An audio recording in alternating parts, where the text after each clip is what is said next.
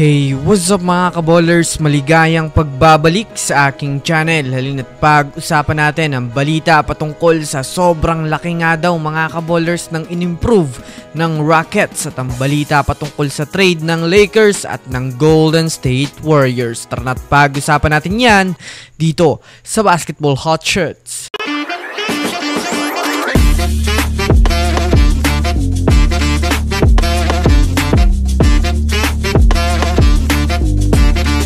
Una nga muna tayong dumako mga kaballers sa balita patungkol sa sobrang laki nga daw ng in-improve ng mga players ng Rockets ngayon.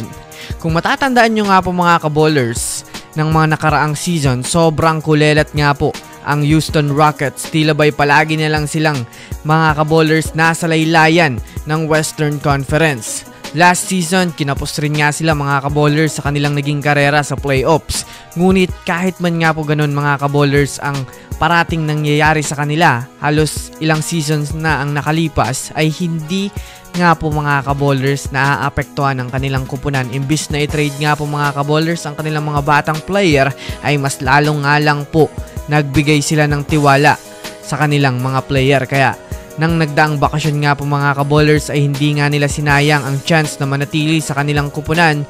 Self-conditioning nga po mga kaballers halos ang ginawa ng kanilang mga manlalaro. Kaya sa ngayon nga po mga kaballers ay kitang-kita na nga po ang nagiging resulta ng kanilang pag-e-ensayo ng matindi.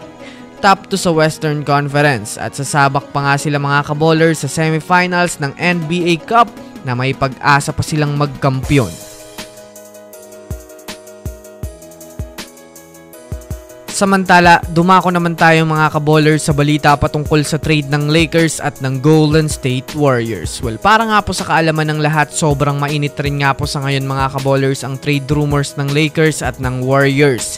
Yes mga kaballers, ito ay dahil na rin naman sa usap-usapang posible na nga pong lumipat na si LeBron James sa Golden State Warriors. Sa katunayan nga niyan mga kaballers, pumayag na nga po ang Lakers sa trade at ang good news pa nga dyan ay mismong kay LeBron James na nga lang mga kaballers ang desisyon sa dream tandem na ito ayon sa ibinalita ni Brian Windhorst ng ESPN. Well, hindi na rin naman nga po mga kaballers bago para sa Warriors itong si LeBron James dahil last year pa nga po mga kaballers hindi tinitigilan ni Joe Lacob si LBJ na masasabi nga natin mga kaballers na desididong-desidido nga ang Warriors na makuha si LBJ. Kung susumadahin nga natin mga kaballers, kapag nga po nangyari ang trade na ito ay malamang sa malamang maraming mga fans ang magkakasundo dahil nasa iisang kupunan na nga po sila mga kaballers na naglalaro ang kanilang mga iniidolo na sina Stephen Curry at LeBron James. Kaya labas mga Warriors fans, sang-ayon nga ba kayo mga kaballers sa magiging trade na ito? I-comment nyo na yan sa ibaba. So yun lamang mga kaballers, yan lang naman ang pag-uusapan natin ngayon. Pindutin na ang subscribe and hit nyo na rin ang notification bell para sa mga susunod na updates sa mundo ng basketball. Again, this is Basketball Hot Shots. Thanks for watching.